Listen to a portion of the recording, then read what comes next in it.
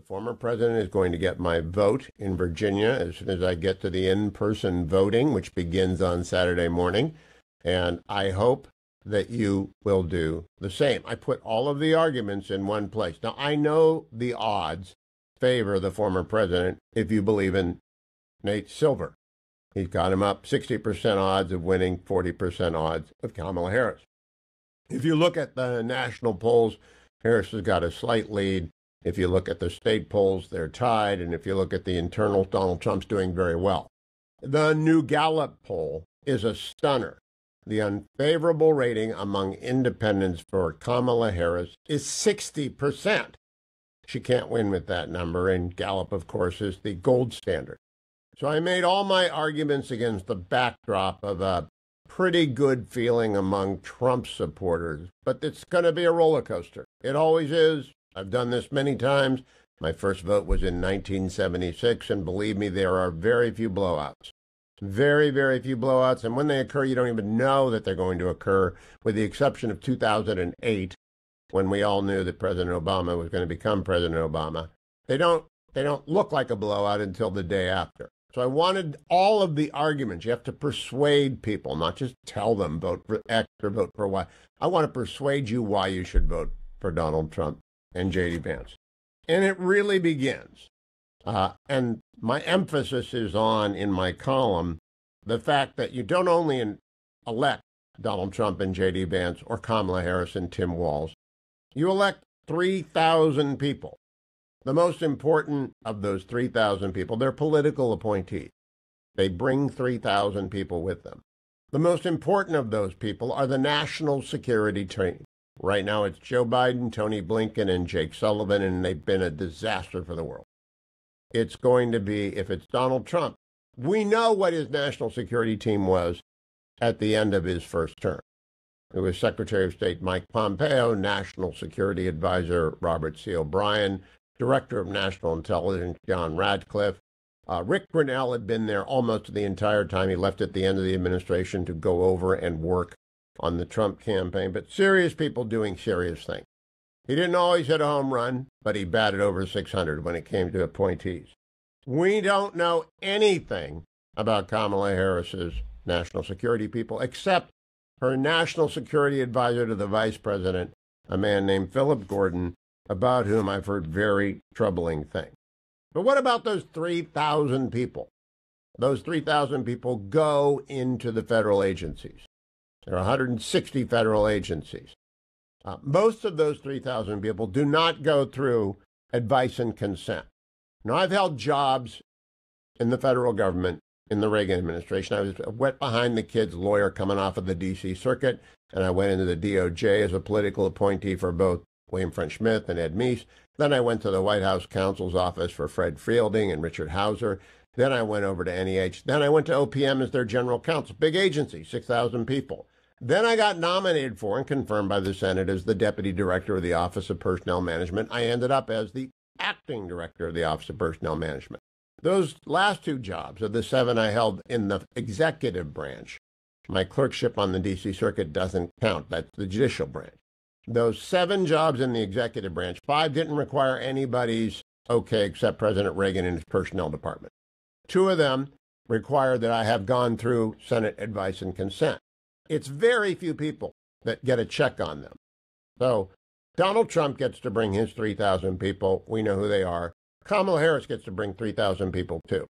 She is a radical from the San Francisco, Oakland, Berkeley world that is insular, and to call it deep blue is to not fully communicate how radical that environment is. That's what you need to focus on. That and some issues. Right? She's going to bring 3,000 radicals to Washington, D.C. from San Francisco and Oakland and Berkeley, and some from Hollywood, where she's living now. Radical. And they're going to do radical things. They're going to drive the country far to the left. The policies are also very different. Beginning with taxes.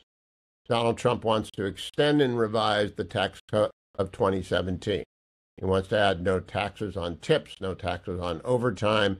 He wants to restore the state and local income tax and property tax deduction, which, by the way, I think is a good thing. Some Republicans don't. I had that argument and lost it when the tax bill was undergoing its development with Kevin Brady as chairman of Ways and Means. I thought it was wrong to take that away. And I'm glad Trump has changed his mind on that. But my choice for Trump is primarily driven by my faith in the Constitution of the United States and my deep unwillingness to see it amended and the rule of law upended by mysterious legislation to somehow reform the court. It's just court packing. FDR tried it in 1937, and it blew up in his hands because Americans don't want to change the rule of law. And I don't want an amendment to the Constitution about the court, but mostly I do not want them to pack the court. That's the rapid end of the rule of law in the United States if that happens. It would change the separation of powers. It would change everything. Now, my knowledge base is not just my time in the Reagan administration. I dealt with the federal government for all the years I practiced law, from 1989 until I retired in 2016, all the years I've taught at Chapman Law School's Fowler School of Law since 1996, all my years in journalism beginning in 1990 on KFI Radio, 10 years with PBS, 25 years with Salem, this studio, this radio show, this television show on the Salem News Channel. It's all experience. I read, I talk. It's what I like to do. It's why I do the news. And when I come up to, I'm very serious about the future. And I'm 68. I'm worried about my 3 children, their 3 spouses, my 6 grandchildren. I am worried about the Chinese communist Xi Jinping. I'm worried about Putin. I'm really worried about Iran, even though Hezbollah, its puppet in Lebanon, took a couple of body blows this week with exploding pagers and exploding handheld radios. Who knows what else they're going to be able to explain.